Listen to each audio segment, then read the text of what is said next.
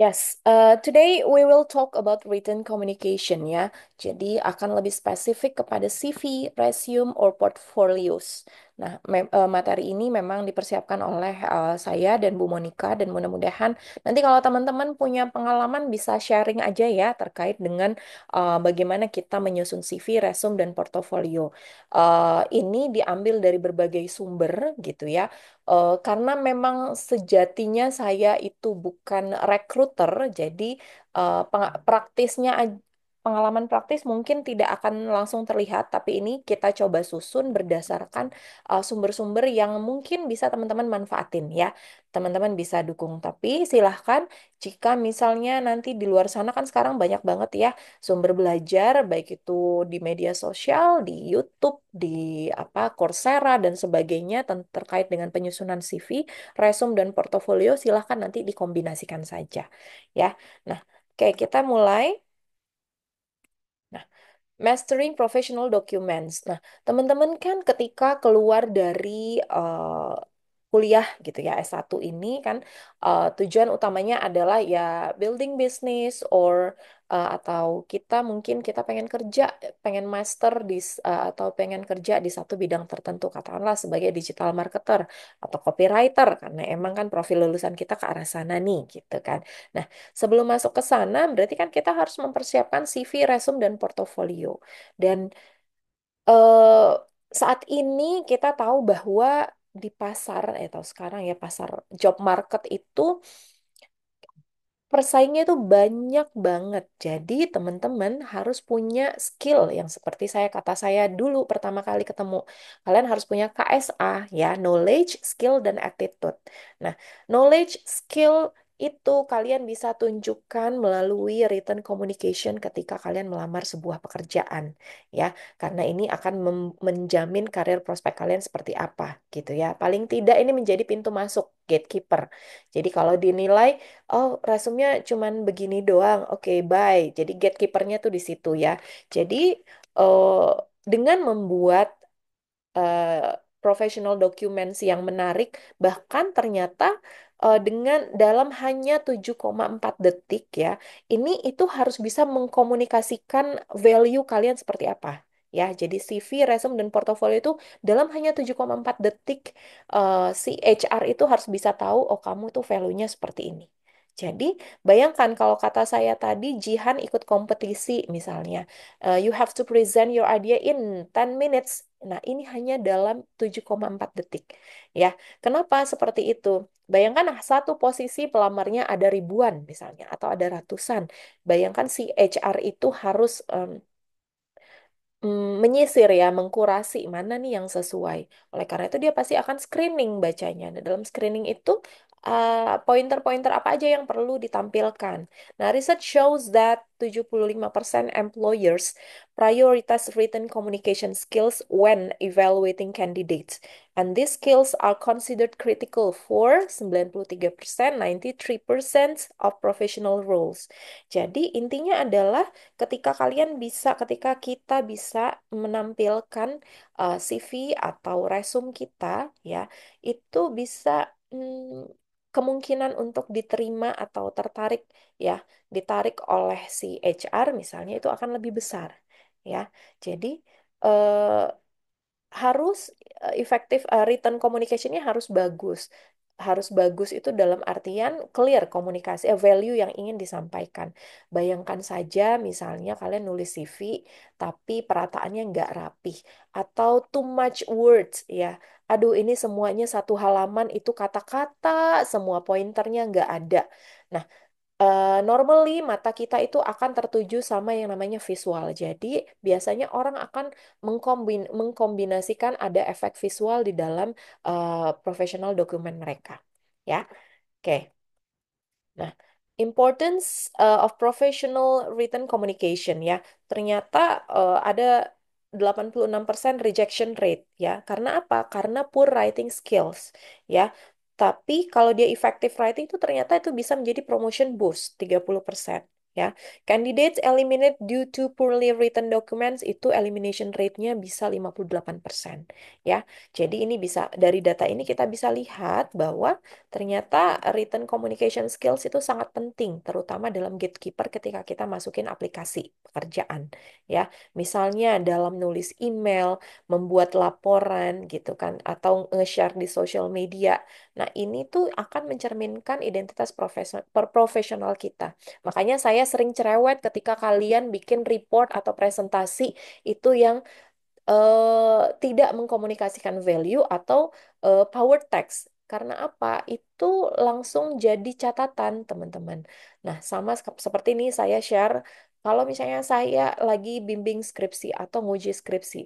Ketika dia menggunakan penulisan secara teknis ya, perataan, paragraf, spasi yang tidak indah, tidak dipandang mata, tidak sesuai pedoman, itu langsung penilaian saya langsung turun. Kenapa? Hal kecil seperti ini aja dia tidak aware, ya, apalagi substansinya. Jadi teman-teman, begitulah seorang HR memandang ketika profesional CV kalian atau profesional resume kalian itu berantakan atau value-nya tidak muncul, ya udah berarti kualitasnya cuma sampai di sini. Ya mungkin judging sih, tapi ketika kita pun terima, saya pernah dulu karena saya pernah bekerja di HR ya, ketika kita terima orang yang ketika bikin email atau ketika bikin report itu tidak bagus gitu ya. Ya emang segitu aja kompetensinya, segitu doang nih ketika kita ngobrol, ketika dia nyampein laporan ya udah cukup segitu. Maka dari itu ini harus dilatih ya. The top three complaints from employers ya regarding candidates written communication yang pertama lack of clarity. Tujuannya apa sih harus clear ya. Kemudian poor grammar ya ketika pakai bahasa Inggris grammarnya jelek atau disorganized presentation. Nah, ini akan masuk ke dalam efek visual. Ya, jadi tiga hal ini perlu diperhatikan ketika menyusun CV atau resume. Nah, understanding the purpose of CV, resume, and portfolio. Ternyata CV, resume, dan portfolio ini itu bisa menjadi marketing tools kita untuk menjadi apa? Untuk mencari pekerjaan misalnya, atau untuk personal branding dan sebagainya. Dan sekarang ya saat ini recruiter itu misalnya kita buka di LinkedIn ya, ada misalnya internship for social media marketer di Lazada misalnya. Yang ngelamar bisa ratusan atau ribuan. Nah, itu digunakanlah ATS optimization. Jadi itu semacam apa ya, sistem sistem tracking applicant. Jadi berapa resume yang masuk, berapa resume yang sesuai, dia akan mengklasifikasikan. Jadi kita ini membuat CV paling enggak bisa lewat dari ATS optimization ini. Saya kurang tahu apakah di Indonesia udah pakai, tapi di luar udah pasti pakai. Ya karena sangat banyak aplikasi yang masuk sehingga harus dibantu oleh mesin. Ya kemudian ada strategic targeting. Jadi tailored documents itu bisa meningkatkan interview chances by 65%. Nah, saya bilang tadi professional dokumen ini adalah menjadi gatekeeper sebelum kita diterima bekerja atau wawancara paling enggak. Oleh karena itu kita harus aware ya. Jadi emang harus bisa mengkomunikasikan value. Nah, remember that recruiters review hundreds of application for each position. Ya, jadi misalnya satu orang itu harus nge-review 250 aplikasi untuk satu peran atau satu jabatan.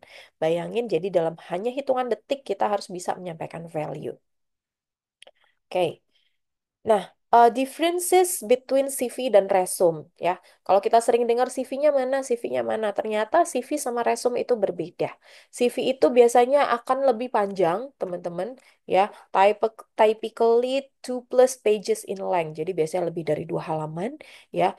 Ada list publikasi. Nah, publikasi ini biasanya digunakan orang dalam dunia akademisi, kayak saya, misalnya dosen, ya. Document research experience. Kemudian list teaching positions and responsibilities. Ya, different with resume. Nah, resume ini consist summary of relevant professional experience. Ya, hanya biasa paling banyak itu 2 lembar, ya 2 halaman. Fokus pada recent 10 to 15 years updated yang paling terakhir. Highlights achievement and skills tailored for specific job positions. Jadi Dari penjelasan ini teman-teman bisa kasih ini nggak pendapat nggak kira-kira CV itu biasanya buat apa, resume itu buat apa? Boleh? Silakan.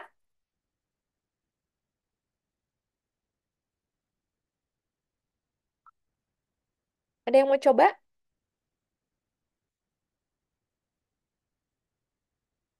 Ya, Dinda, silakan. Oke, menurut saya kalau antara CV sama resume ini, CV itu biasanya lebih condong untuk mencari kerja, terus kayak ada track recordnya sampai beberapa dari apa ya? Ya dari yang currently sampai yang sebelum-sebelumnya itu ya lebih condong untuk kayak mencari pekerjaan gitu. Terus kalau untuk resume ini biasanya ada maksimum kayak ada maksimum wordnya juga. Jadi menurut saya resume ini cocoknya lebih condongnya itu ke kayak untuk mengaplikasikan ke beasiswa atau untuk student exchange gitu Oke. Ibu. Oke, thank you, Dinda. Ya, any other opinions? Thank you, terima kasih, Dinda. Reva, monggo. Baik, Ibu. Kalau menurut saya sedikit berbeda sama Dinda. Kalau menurut saya CV itu lebih ke untuk pendaftaran kayak misalnya beasiswa gitu. Mm-mm. Terus kalau misalkan resume itu justru untuk kita ngelamar kerja karena konteksnya lebih sedikit jadi lebih padat gitu, Bu. Karena kan tadi HR juga lebih butuh waktu sedikit aja gitu buat baca resume. Yes. Jadi langsung ke intinya aja gitu. Menurut saya Oke, gitu. good. Thank you, Reva. One more, mungkin satu lagi. Cowok dong, saya dari tadi nggak ada dengar suara cowoknya.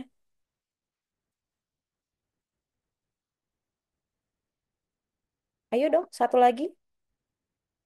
Walaupun sama, monggo nggak apa-apa. Ini getting points.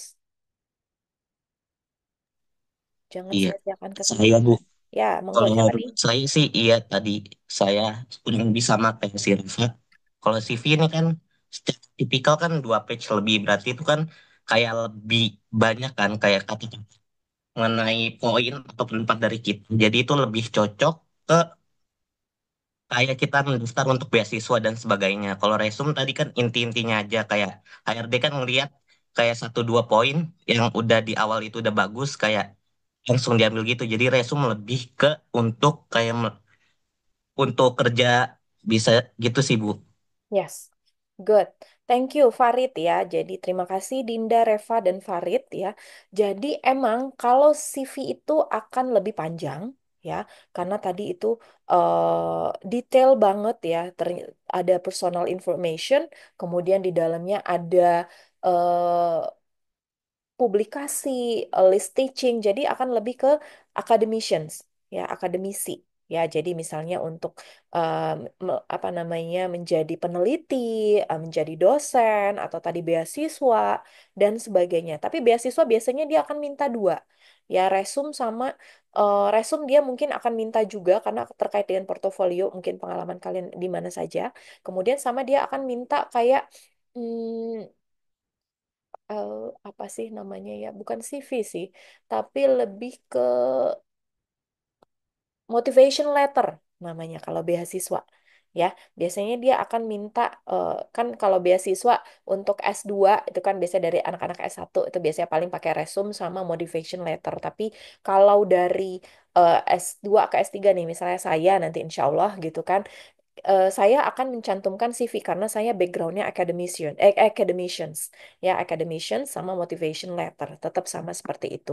Tapi yang perlu diingat adalah biasanya memang ketika melamar suatu pekerjaan tertentu ya professional work bukan bukan akademisi biasanya kita akan menggunakan resume ya resume karena tadi HR hanya punya waktu sedikit dari ribuan atau ratusan pelamar dan di sini kita bisa lihat teman-teman ada tailored for specific job positions ya jadi biasanya resume ini akan updating tergantung akan tailor made tergantung job mana yang mau kita lamar gitu kan kita punya banyak portfolio yang bisa kita sajikan tapi misalnya hanya dalam satu halaman kita hanya akan mengkurasi mana yang cocok. Oh ya, saya sebagai seorang pengen ngelamar di misalnya social media marketer gitu kan ya, social media marketer di sebuah perusahaan. Nah, berarti saya akan hanya mencantumkan education yang sesuai atau courses yang pernah saya ikuti yang sesuai. Jadi kalau misalnya saya pernah ikut courses pajak, itu nggak akan saya cantumkan. Tapi courses tentang digital marketing, eh, tentang marketing analysis dan sebagainya. Ya, sama seperti misalnya project-project yang pernah saya kerjakan. Project-project tersebut harus relate sama job positions yang akan kita lamar. Makanya dia bilang tailored for specific job positions. Ya, nanti saya di akhir akan tunjukkan kira-kira yang punya saya ya. Ini walaupun mungkin bukan jadi contoh yang utama, cuman bisa kelihatan bedanya antara apa tuh namanya, antara CV sama resume. Sebentar, saya coba bukakan dulu ya.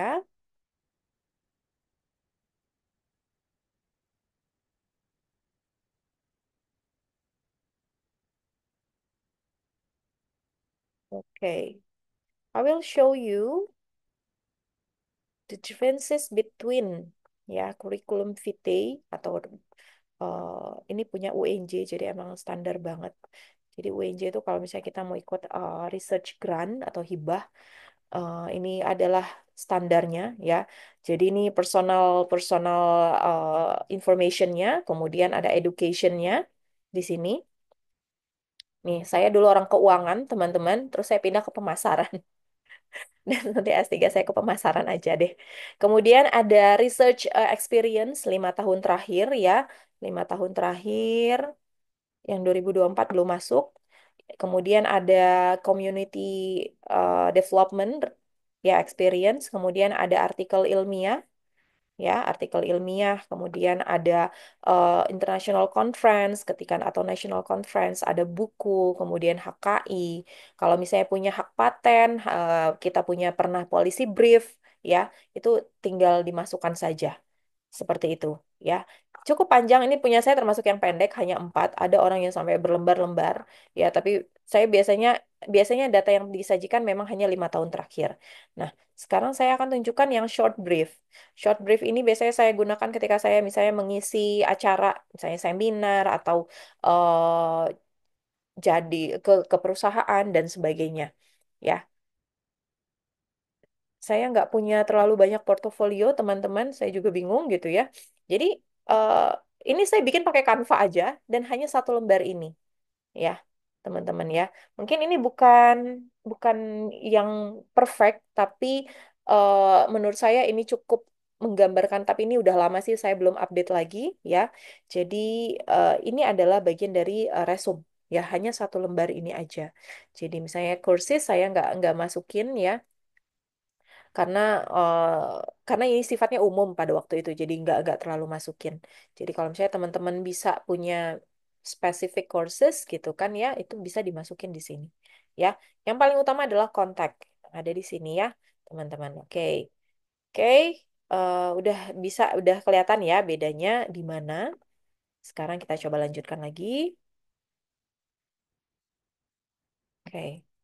Nah, when to use a CV or resume. Nah, yang tadi kita udah sempat bahas. CV application itu biasanya untuk academic position, research roles, medical profession, international applications. Ya, beasiswa tadi misalnya. Tapi kalau resume itu biasanya ke business position, industry roles, non-profit organization, teknologi atau sektor. Nah, biasanya geographic consideration kalau US biasanya mereka lebih prefer resume. Europe, Middle East, Afrika itu CV. Ya, UK, Ireland, New Zealand CV use universally. Jadi emang beda-beda nih, tergantung negaranya. Tapi kalau di Indonesia sendiri, kalau menurut saya kita nyebutnya CV gitu kan ya. Tapi padahal isinya nanti resume gitu. Nah, kadang-kadang itu yang memang perlu disesuaikan nih. Tapi kalau menurut saya tetap adalah goalsnya ketika mau ngelamar suatu pekerjaan tertentu gitu ya, emang harus tailor-made, sesuaikan apa yang kita punya dengan job yang mau kita lamar, yang related aja yang kita sajikan, ya. Oke. Kemudian kecuali misalnya kita memang nggak punya lagi, ya udah dimasukin juga nggak apa-apa, ya. Pasti tetap ada pertimbangan daripada kosong. Oke, what is portfolio? Tadi kita udah bahas dua dokumen ya, ada CV, ada resume. Nah, portfolio adalah a collection of our work ya, curated sample demonstrating professional skills dan employ accomplishment. Kemudian creative showcase, digital evolution, increase opportunities. Jadi ini fungsinya portofolio itu adalah untuk memperlihatkan sejauh mana sih kita ini udah ngerjain project apa aja yang pernah kita pegang, walaupun projectnya itu non-profit. Ya, makanya kayak misalnya teman-teman ikut lomba atau kalian ikut creating creative campaign, misalnya di mana lomba mana, apa nih hasilnya? Di situ di situ akan menjadi bahan pertimbangan bagi para rekruter. Oh, dia skillnya ada di sini. Analytic thinkingnya sampai di sini dengan melihat portofolionya kalian. Jadi sekarang kalau zaman saya dulu ngelamar kerja nggak pakai portofolio teman-teman. Jadi cukup tadi yang resume gitu kan ya atau CV, resume, terus sama kita langsung tesnya ada wawancara, ada FGD, ada tes psikotes, TPA dan sebagainya kan dengan berbagai tahapan itu sampai akhirnya tes kesehatan sama wawancara. Tapi kita nggak ada portofolio, paling ketika wawancara itu digali. Tapi untuk zaman sekarang teman-teman harus nyiapin portofolionya ngapain aja. Ya, jenis portofolio teman-teman bisa cari ya contoh-contohnya mungkin teman-teman sudah punya juga kira-kira portofolio seperti apa. Ketik visual akan sangat mempengaruhi ya bagaimana kalian menyajikannya eh, itu akan menjadi penilaian tersendiri. Oke.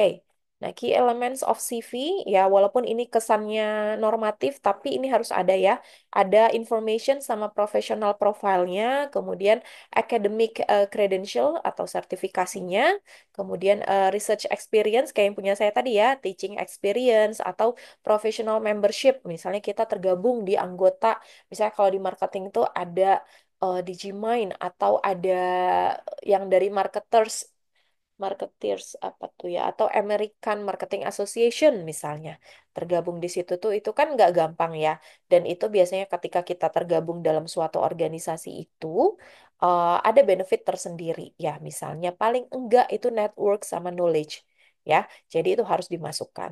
Nah, key elements of resume agak sedikit berbeda tapi satu hal yang sama adalah contact details dan professional summary ya. Sekarang kita ada name, phone, professional email, dan LinkedIn. Ya, LinkedIn ini teman-teman udah pada bikin belum? Hmm, LinkedIn-nya? Udah Udah Ibu. ya? Sudah Ya. Ibu. Memang harus udah bikin dari sekarang setiap portofolio ataupun apa yang kalian bisa sampaikan. Karena LinkedIn itu bisa jadi tools untuk nunjukin portofolio. Ya, misalnya kalian pernah ikut apa atau pencapaian di sertifikasi mana itu bisa langsung dimasukin di sana. Ya, jadi orang kalau mau nyari kalian tinggal searching aja di LinkedIn udah kelihatan atau belum. Kemudian ada work experience with achievement ya. Apa aja nih achievementnya, terus experience-nya ada di mana dan eh, mulailah dari yang paling baru yang saat ini ya. Jangan yang misalnya 20 tahun lalu tetap dimasukin gitu. Targeted skill section, nah ini tadi harus tailor-made sama education dan certification. Education saya pikir itu masih relevan, masih sangat penting untuk dimasukkan karena tidak dipungkiri background education itu menjadi salah satu pertimbangan recruiter dalam menerima candidates. Misal saja ya ketika misalnya dulu saya menerima intern waktu saya kerja di perusahaan, internnya itu pilihannya ada dari universitas swasta yang tidak bukan bukan BINUS, bukan Trisakti gitu kan ya, sama misalnya universitas negeri. Kalau waktu itu saya ngambilnya Unpad ya. Walaupun kita sebenarnya butuhnya butuhnya tentang eh, butuhnya adalah position intern untuk bagian eh, apa tuh namanya training ya training untuk pelatihan gitu kan. Sedangkan yang dari Unpad ini dia itu anak hukum tapi kita tetap ngambil yang hukum anak Unpad ya karena itu tadi ada pertimbangan memang dari background education. Jadi alhamdulillah teman-teman masuk di UNJ ya salah satu universitas negeri dan saya pikir bisa menjual lah jadi harus memang pede gitu ya teman-teman ya saya walaupun saya dari daerah tapi ya kita kan nggak cuma berhenti sampai di sini gitu ya. Jadi memang harus tetap berkembang. Oke, kita lanjutkan. Key elements of professional portfolio ya, ada work samples, mungkin bisa 5 sampai 10 best examples, ada case studies atau mungkin testimonial dan evaluation from your partner ya, bisa dari klien, supervisor atau review ya. Teman-teman mungkin sekarang udah ada yang bikin bisnis misalnya, itu kan bagian dari portofolio.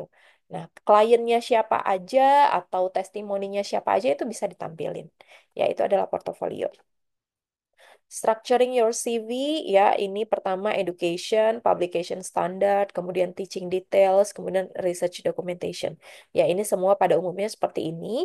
Kemudian kalau dia resume ya, eh, ngelihat ada kronologis format ya. Jadi biasanya itu by date most recent first. Jadi harus disusun berdasarkan yang paling baru, bukan yang paling lama. Karena tadi kita cuma punya beberapa detik kita lihat terakhir dia 3 tahun terakhir ngapain sih, atau 5 tahun terakhir lagi di posisi apa, gitu. Functional format ya. Jadi groups experience by skill, categories, dan timeline. Jadi kalau misalnya kita experience-nya ada beberapa di tempat skill, itu di groupingnya itu by skill bukan by timeline kecuali apa namanya pekerjaan ya. Kalau tadi functional format misalnya terkait certification, terkait course course yang pernah kita ikutin atau project yang pernah kita jalanin, nah itu by uh, apa namanya bidangnya ya, kategorisnya. Kemudian par formula ya, jadi problem action result. Kalau misalnya kita mau achievement, misalnya berarti kita sajikan dulu problem apa, actionnya apa, resultnya apa. Dan kalau bisa itu ada nilai kuantitiesnya, misalnya eh, apa merancang marketing campaign dengan nilai penjualan sekian, ada kuantifikasinya. Seperti itu ya. Hybrid format combines chronological history with highlighted skill sections. Jadi balances timeline with capabilities. Nah, ini adalah pedoman dasar sebenarnya ya, teman-teman. Kemudian designing effective portfolio ya, itu tadi visual ya, ada visual, consistent branding, intuitive navigation ya, dia harus konten by kategoris, jangan ngacak saat kita jadi bingung. Ini tuh tiba-tiba pindah dari atas ke bawah itu udah beda jenis, ya kan? Kemudian mobile responsiveness. eh Kalau misalnya teman-teman ngerancang portofolionya itu dengan menggunakan website, ya, misalnya pakai WordPress atau sebagainya. Nah, itu upayakan harus mobile friendly. Mobile friendly itu maksudnya gimana? Ketika teman-teman pasti pernah ngelihat website yang kalau kita buka di PC, di laptop, itu tuh bagus. Tapi ketika kita buka di mobile phone atau di smartphone, itu tuh tampilannya jadi berantakan. Nah, itu tidak mobile friendly. Artinya dia tidak menyesuaikan tampilannya ketika kita pakai di PC sama ketika kita pakai di smartphone. Pernah ya ketika buka di handphone tampilannya berantakan, terus saya kalau mau nyari menu itu tuh langsung ke kanan ke kanan ke kanan, ke kiri ke kiri ke kiri. Nah, itu kan menyulitkan ya. Jadi harus mobile responsiveness. Itu harus bisa dibuka dari mobile devices ya. Terus yang terakhir adalah context rich descriptions ya. Oke, kemudian how to write a professional summary. Ya, summary ini jangan terlalu panjang, cukup 4 sampai 6 baris ya. This critical section should be written in third person ya. Jadi kita eh, menggambarkan professional summary kita itu menggambarkan kita tuh sebagai orang ketiga ya. Showcase your unique value proposition. Kemudian research shows that tailoring your summary for each application increases its effectiveness. Jadi memang kalau professional summary pun harus kita tailor made nih untuk setiap job spesifikasi. Nggak bisa kita pakai one for all ya. Ya pasti effortnya memang lebih, tapi percayalah hasilnya juga akan lebih gitu. Sampai sini mungkin ada yang mau ditanyakan? Oke. Ini highlighting education and certification ya. Kalau misalnya kita baru-baru mulai gitu kan ya, recent graduate, berarti education placement-nya ada di paling atas ya. Ya, jadi seperti itu. Kita bisa masukin courses, project, honors. Tapi kalau misalnya kita sudah pernah berkarir 1 sampai 5 tahun ya, kita punya experience. Jadi education-nya itu setelah pengalaman kerja. Nah, yang saya tadi berarti salah nih. gitu kan. Saya udah 1 sampai 5 tahun, berarti harusnya saya masukin pengalaman kerja dulu baru education. Ya, karena udah beda, udah medium nih. Nah, yang dimasukin cukup relevan coursework only. Ya, kalau udah lebih dari 5 tahun, educationnya ditaruh di paling akhir. Karena orang yang di industri biasanya akan lebih mementingkan professional activitiesnya mereka pada akhirnya. Kecuali entry level ya. Entry level kita biasanya akan ngecek background educationnya seperti apa. Tapi kalau udah yang profesional, kita lihat pengalaman kerjanya dia terakhir di mana sih? Di OCBC kah, di HSBC kah, dan sebagainya. Ya, degrees and certification ya mungkin hanya sedikit karena dia sebenarnya sudah teruji di bagian pengalaman ini. Ya, career changer ya, education placement-nya ini sebenarnya strategic positioning kayak hmm, mau berubah berubah apa namanya ya? Dia akan lebih mengedepankan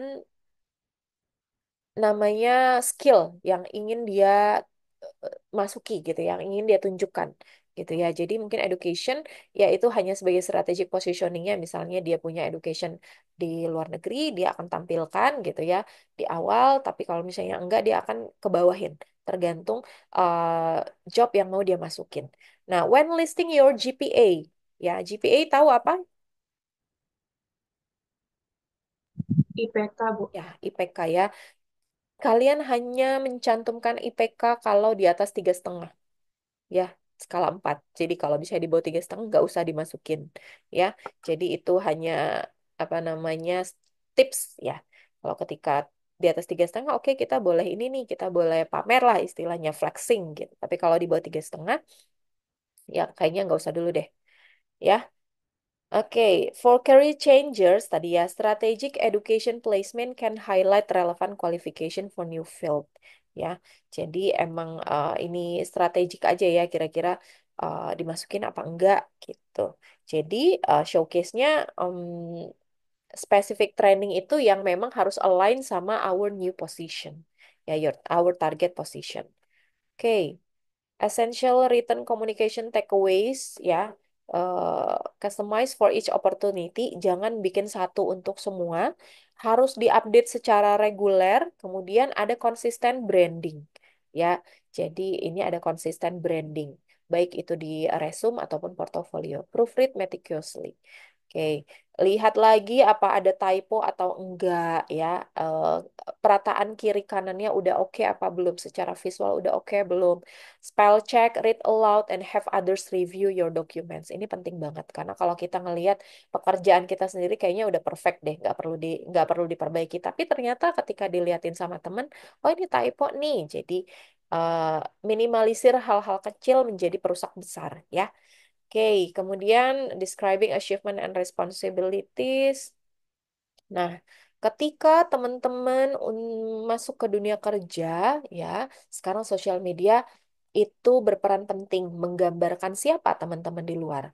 Banyak yang udah mulai membangun personal brandingnya since they are in the high school atau di apa namanya college, ya. Jadi zaman saya dulu bekerja aja ya tahun katakanlah tahun 2017 ya itu ya waktu kita mau coba rekrut kita sampai sewa untuk jasa dari PT Telkom untuk nge-screening social media candidates ya. Jadi dari namanya akan di-screen mulai dari akun Twitter, akun Instagram, akun Facebook. Pernah nggak dia ngomong soal negatif? Kalimatnya seperti apa?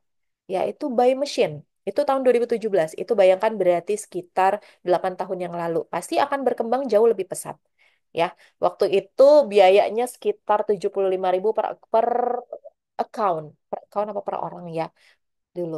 Jadi bayangin misalnya ada 1.000 orang tuh dikali 1.000 deh. Gitu kan ya. Hanya untuk nge-screening sosial media mereka. Ternyata pas dilihat hasilnya ada beberapa yang negatif. Kenapa negatif? Misal, ya namanya juga kayak kita bercandaan sama temen di Twitter gitu kan ya. Terus kita ngomong yang yang tidak baik misalnya. Nah itu ke record teman-teman by machine ya. Jadi, eh, walaupun kesannya bercandaan, tapi kan mesin nggak punya akal untuk mengolah ya. Ketika kita baca ulang, kita tahu, oh ya ini maksudnya bercandaan. Tapi maksud saya adalah berhati-hatilah ketika menggunakan social media. Seperti itu. Walaupun sekarang mungkin trennya adalah kita pakai fake account. Ya, even kemarin saya ngecekin kan, misalnya kan sekarang pengerjaan tugas bikin konten, misalnya kan di Effective Communication bikin konten, upload di YouTube atau di TikTok atau di Reels gitu. Nah, rata-rata mahasiswa akan membuat fake account, ya fake account untuk menginformasikan eh, si tugas tadi itu, misalnya tugasnya tentang coba analisis kreatif marketing campaign misalnya seperti itu kan, analisisnya kita sebagai influencernya ya, fake account. Tapi menurut saya, even kalian punya fake account untuk express yourself, tapi kalian harus punya juga social media account yang emang pribadi. Pribadi itu yang profesional maksud saya. Karena tidak dipungkiri sekarang kita ngelihat candidates itu based on social media mereka untuk menggambarkan kepribadian. Bahkan penilaian orang itu korupsi atau enggak, biasanya KPK atau BPK sudah mulai mengecek bagaimana updatingnya. Updating sosial medianya mereka, flexingnya seperti apa. Kita pernah lihat ya kasus-kasus apa namanya yang koruptor-koruptor itu ketika keluarganya flexing itu akan ditarik bener nggak sih gitu gaya hidup ya, tapi kita ambil sisi positifnya, sosial media yang kita gunakan yang profesional adalah memang untuk menggambarkan kehidupan profesional kita, tapi yang benar gitu loh, jangan seakan-akan dibuat emang kita build. Karena ketika nggak ada sosial media sama sekali, itu juga jadi tanda tanya sama rekruter. Ini anak ini kenapa? Karena normalnya atau lumrahnya manusia adalah kehidupan untuk bersosial ya. Kita ini kan makhluk sosial, teman-teman. Jadi emang harus berinteraksi. Tapi ketika dia tidak punya sosial media, entah itu pilihan gitu kan ya, tapi itu akan menjadi penilaian tersendiri. Oke, itu ya teman-teman yang perlu saya sampaikan terkait social media. Nah, achievement fokus. Kalau teman-teman kenal salah satu Mawapres FE tahun lalu ada Nur Syifa Widyastuti, ya anak manajemen 2021 ya. Sekarang dia lagi nyusun. Nah, dia itu dia bener-bener personal brandingnya dia bangun dari semenjak dia waktu kuliah ya dari duta dan sebagainya. Teman-teman boleh ikutin kalau emang interest. Karena kadang kan kita juga ini kayaknya bukan saya deh. Saya pribadi kalau ngelihat Nur Syifa itu enggak, saya kayaknya enggak saya banget gitu ya.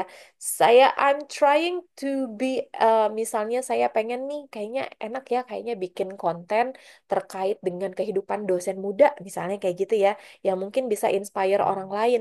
Tapi saya pribadi itu sepertinya bukan orang yang kompeten di bidang itu. Berarti kan kalau mau bikin konten setiap saat kita harus ngerekam. Nah, itu no, I'm not saya tuh ambivert ya kalau bisa dibilang. Energi sosialnya ada tapi ada batasnya. Jadi ketika saya ngajar, saya hahaha habis capek gitu ya. Jadi kayaknya ini bukan saya gitu. Tapi balik lagi disesuaikan sama teman-teman ya. Oke, listing skills and competencies, teman-teman mulai harus melis kira-kira teman-teman bisanya skillnya ngapain. Saya pernah bilang KSA inilah yang perlu kalian, skill ini yang perlu kalian kuasain dan itu akan dipamerkan ketika di professional document. Oke, tailoring your CV for specific jobs ya, hampir sama kurang lebih ya. Seperti itu. Kemudian using action verbs ya. Jadi ada pemilihan-pemilihan kata yang perlu diperhatikan. Misalnya scope of influence. Ternyata saya pernah menjadi ketua panitia ini, membawahi sekian orang, proyeknya ngapain. Nah, itu akan lebih menggambarkan siapa kita. Oke, kemudian common resume mistakes to avoid ya.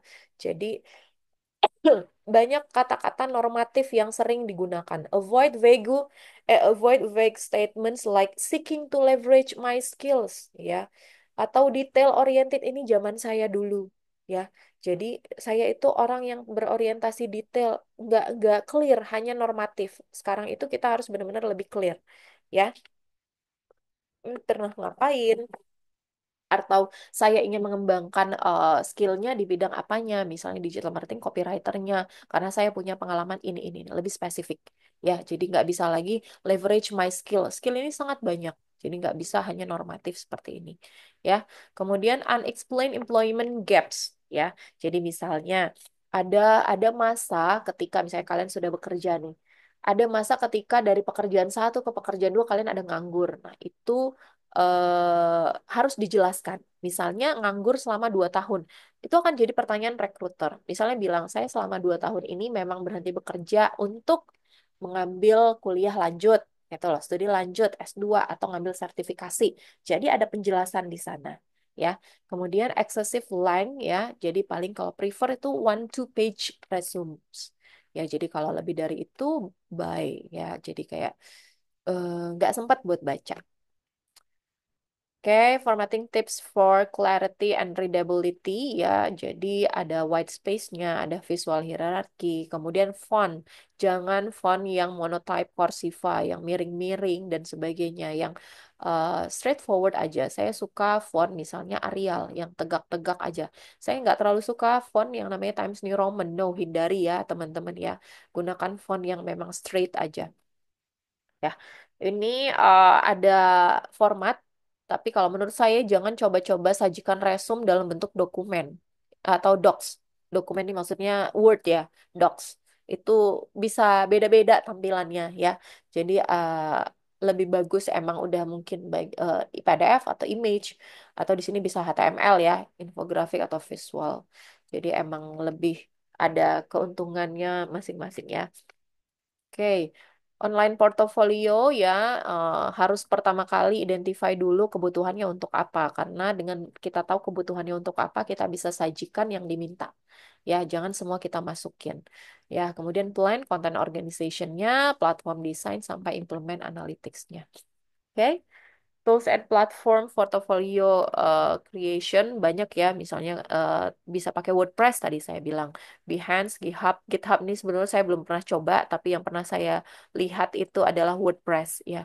Kayak bikin website sih tentang siapa kita. Oke. Presenting work samples ya.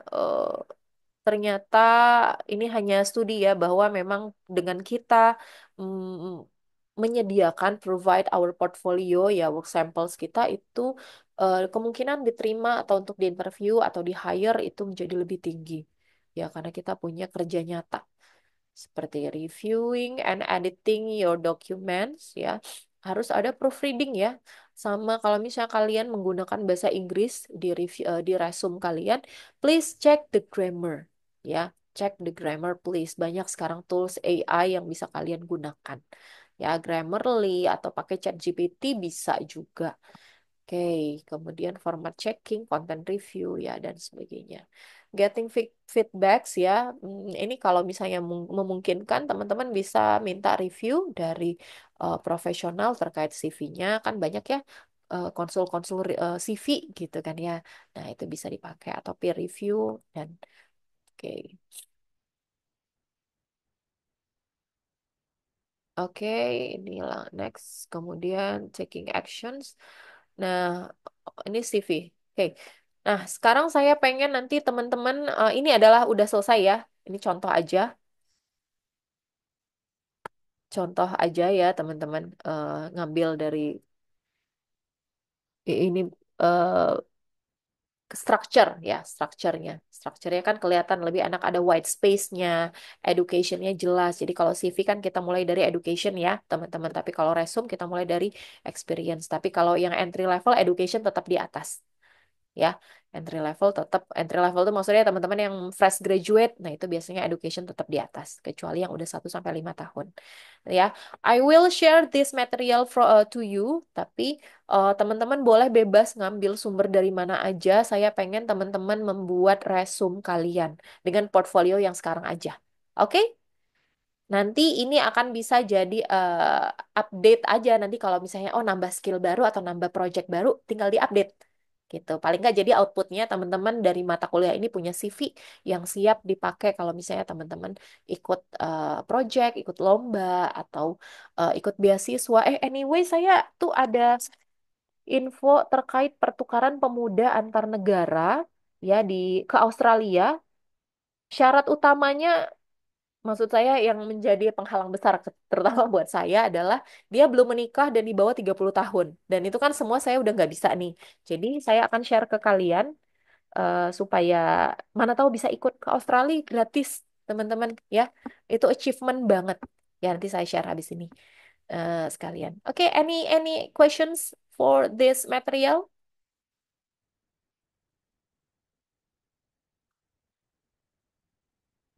If there are no more questions, ya saya pikir mudah-mudahan materi ini bisa membuat kalian semakin bersemangat untuk nge-create CV, untuk nge-create portofolio terutama. Nanti ada mata kuliah terkait web management, teman-teman akan diajarin sama Bu Cynthia bagaimana how to build website. Ya, buatlah website untuk dirimu sendiri nanti untuk portofolio. Ya, atau kalau dari sekarang gampang bisa lihat YouTube ya, bagaimana caranya bikin WordPress dan sebagainya untuk nge-create portofolio teman-teman. Oke, sampai sini ada yang mau ditanyakan? Cukup, Kah? Oh iya, nanti tugasnya teman-teman tadi ya bikin resume tentang diri teman-teman sendiri, buatlah sekreatif, semenarik mungkin menggunakan tips-tips yang sudah saya sampaikan tadi. Dikumpulkan ya biasa H-1 sebelum pertemuan minggu depan. Tapi minggu depan libur ya? Nggak ada, ini hari Rabu ya. Minggu depan kita ketemu insya Allah ya. Minggu depan kita ketemu, berarti H-1 pengumpulannya di Drive seperti biasa ya, Syahla.